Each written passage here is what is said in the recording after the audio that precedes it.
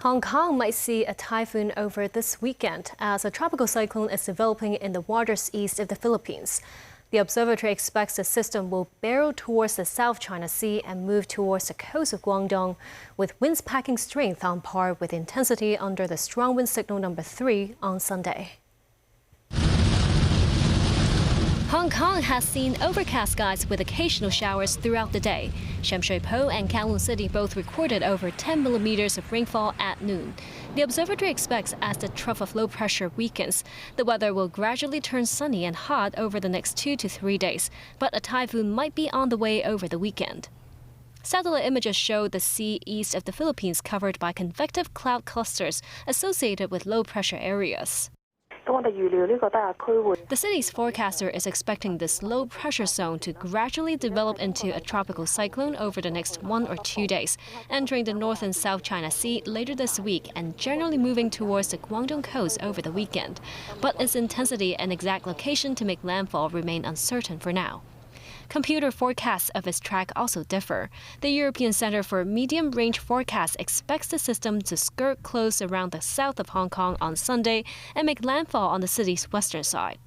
Chinese-developed AI models Fengwu, Fuxi, and Pangu meanwhile anticipate that the cyclone will make landfall east of Hong Kong. HKO says typhoons making landfall from the eastern side generally have lower wind speeds due to terrain barriers. The observatory forecasts the city will usher in more squally showers and thunderstorms starting Saturday. On Sunday, winds on high grounds and offshore are expected to pack strength reaching force 6 to 7, equivalent to strong wind signal number 3. A city bus crashed into a railing on Tuen Mun Road near Shenzhen Tuesday morning. 10 passengers were injured and taken to hospital. JUL reports. The accident occurred around 9 a.m. near Blanjiu in Shenzhen. The bus was heading towards Kowloon and struck a roadside railing. The Route 952P bus, operated by City Bus, was traveling from Chilok Fayun in Tuen Mun to Causeway Bay. The bus sustained significant damage with its front windshield shattered, and the left side windows and door on the lower deck wrecked. 10 passengers were injured, some of them were wounded by shattered glass. Several passengers had to be carried away on stretchers to the ambulances after receiving on-site bandaging, while uninjured passengers left the scene on other buses with police assistance. This passenger said the bus was half full. She heard people shouting from upstairs, though not in a frantic way. No injuries were reported on the upper deck. The accident forced a lane to be closed for more than an hour. The 64-year-old bus driver was arrested on suspicion of dangerous driving and has been suspended from duty. JUL, TVB News. Japanese officials say a Chinese Navy destroyer conducted live fire drills off one of Japan's remote islands in the Pacific Ocean on Sunday during its joint exercise with Russia. The Chinese Luoyang 3-class guided missile destroyer conducted a live fire exercise 180 kilometers off Japan's southernmost island of Okinotori, an area Japan says falls under its exclusive economic zone. This hours after the Japanese Joint Staff says the destroyer operating alongside 2 other Chinese warships and a Russian frigate were spotted. Chief Cabinet Secretary Minoru Kihara tells reporters his government conveyed concerns that the live fire drills posed potential safety threat to nearby vessels. He notes ships near the area received a notice from the Chinese warships just before the drill started. At a press briefing, Chinese Foreign Ministry spokesperson Lin Jian calls Tokyo's concerns completely unreasonable, adding China firmly rejects them.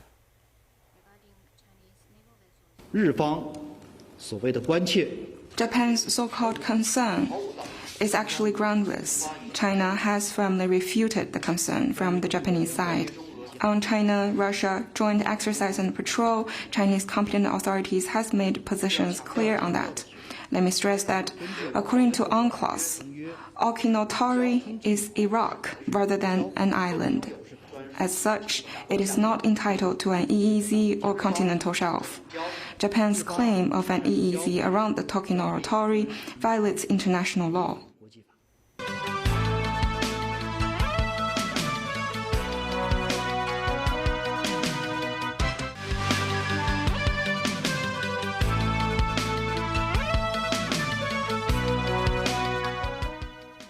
Welcome back.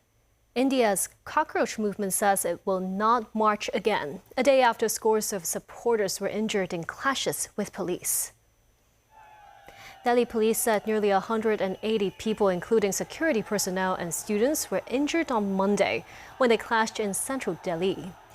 Thousands of Gen Z protesters gathered to march on Parliament, demanding the resignation of Education Minister Dharmendra Pradhan over examination paper leaks. Police fired tear gas and charged with batons at supporters of the youth-led cockroach movement, as senior leaders of Prime Minister Narendra Modi's government took a hard line against the demonstrators. Southeast Asian diplomats kick off talks in Manila, capital of the Philippines, as they urge restraint in Middle East conflict. A series of related meetings, including conferences with external partners such as China, the U.S., and Japan, will take place in the days ahead. Danny Zhou tells us more. The Middle East turmoil cast a shadow over the ongoing meeting of the Association of Southeast Asian Nations that is set to call for the full reopening of the Strait of Hormuz. The recent US-Iran hostilities at sea has once again raised fears about energy supplies through the critical waterway after Philippine President Ferdinand Marcos Jr. declared a national emergency in March to ensure the availability of fuel and food in the country. The Philippine Foreign Secretary and ASEAN Chair Teresa Lazaro told reporters that officials had grave concern for the situation in Iran.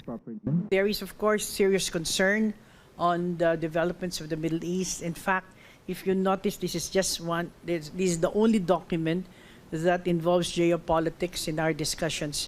During the opening session, she noted that the region's strength and resilience lie in their community, stressing it is a strategic necessity for countries to work together, because in a fractured global landscape, no single nation can weather these storms alone.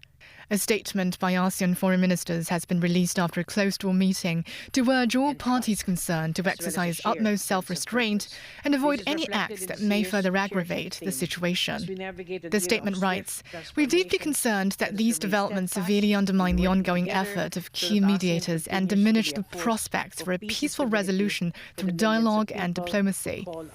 U.S. Secretary of State Marco Rubio and Russia's top diplomat Sergei Lavrov later participated in the annual talks. Beijing announces member of the Politburo and Foreign Minister Wang Yi is slated to attend the China-ASEAN Foreign Ministers meeting on Wednesday, as China expects expanding consensus on development and cooperation with the 11-member bloc. A bilateral meeting between Rubio and Wang is anticipated. Meanwhile, the civil war in Myanmar and disputes over the South China Sea remain tests for ASEAN. Ahead of the gathering, China's Coast Guard fiercely refuted Manila's claims that Chinese personnel had aggressively struck one of its Navy personnel near Renaijiao in the South China Sea. The Foreign Ministry warns that the ASEAN Cooperation Platform is not a place for maritime-related issues. Danny Zhou, TVB News. After taking over from Sir Keir Starmer as Britain's 7th Prime Minister in a decade, Andy Burnham confirms members of his cabinet and plans to convene the first meeting on Tuesday. Danny Zhou has his report. Andy Burnham, standing alongside his wife Marie-France Van Heel, launched his premiership at number 10 Downing Street with a 10-year plan for Britain to tackle the cost of living crisis, revive industry, hand over more powers to local government and deliver what it describes as a circuit breaker that has taken many wrong turns since the 1980s. He said he would also be making calls to foreign leaders, starting with US President Donald Trump and Ukrainian President Volodymyr Zelensky. After weeks as leader-in-waiting, Burnham officially became Prime Minister during a meeting with the King at Buckingham Palace. The former Manchester Mayor Andy Burnham has formally accepted an invitation from King Charles III to form a government. The composition of Burnham's senior ministerial team has placed his allies in central Whitehall roles while dismantling some of the key pillars of the Starmer era. Members of the new cabinet were seen assembling at Downing Street on Monday. The most dramatic move came at the Treasury, where Chancellor of the Exchequer Rachel Reeves is replaced by John Healey, a former Defence Secretary who resigned in June and accused the Treasury of failing to spend enough on the military at a time of rising threats. Former Labour leader Ed Miliband moved to Foreign Secretary to take over international relations. Home Secretary Shabana Mahmood and Culture Secretary Lisa Nandy are staying, while former Health Secretary Wes Streeting is appointed Defence Chief. Let us make this the moment when Britain starts to believe again, the moment we bring back hope. Thank you very much, everybody. I swear by Almighty God. As Burnham settles into Downing Street, there has been speculation about whether his agendas will be affected by his religious roots. Born in Lancashire and raised in a working-class family in Liverpool, he is the first British leader who was baptised Catholic and a former altar boy that grew up in the Catholic Church. Some scholars agree that Burnham is a cultural Catholic who has absorbed the Catholic social teaching and that the faith will unconsciously influence how he discharges his duties. So, for example, he would never vote, I think, against abortion. I think he would probably be in favour of assisted dying. And there are other areas on same-sex marriage which he would support that. Now, it's important to note that Catholic social teaching is about social issues, so it doesn't feed into the kind of moral issues that I know people will be watching Andy Burnham closely for, say around euthanasia or a woman's right to choose. Danny Zhou, TVB News. U.S. President Donald Trump signs 3 proclamations to impose 50% tariff on certain Canadian goods, saying Canada was discriminating against U.S. commerce. In response, Premier of Ontario Province Doug Ford says in a post on X that Canada should respond tariff for tariff, dollar for dollar. This follows earlier comments from Ford at a news conference on Monday that he is frustrated with Trump's threats to place tariffs on Canada over wildfire smoke. You got to remind President Trump that there's 3.9 million acres burning in the United States right now. And if we had resources, we would send them down to our closest friends and allies. So, you know something, rather than criticize and threaten Canada, your closest friends, maybe one day you're going to need our help like you did last year, and we deployed the people. I get frustrated just listening to that bunch of rubbish. The Hong Kong Book Fair is drawing to a close today, with many readers making one last visit to take advantage of deep discounts before the annual event wraps up. Luna Bai has more. While crowds are smaller than over the weekend, many visitors are still arriving with suitcases and strollers, hoping to stock up on books before the fair ends. I came here on the final day because I think the final day has the most deals, and also because the books are the most interesting because they have a lot of variety. Many exhibitors have been offering bigger discounts over the final days. While 20% off has been common throughout the fair, many books are now half price, with selected titles discounted by as much as 80 or even 90%. By 3 p.m., more booths began clearance sales, offering even deeper discounts or free gifts with purchases to attract bargain hunters.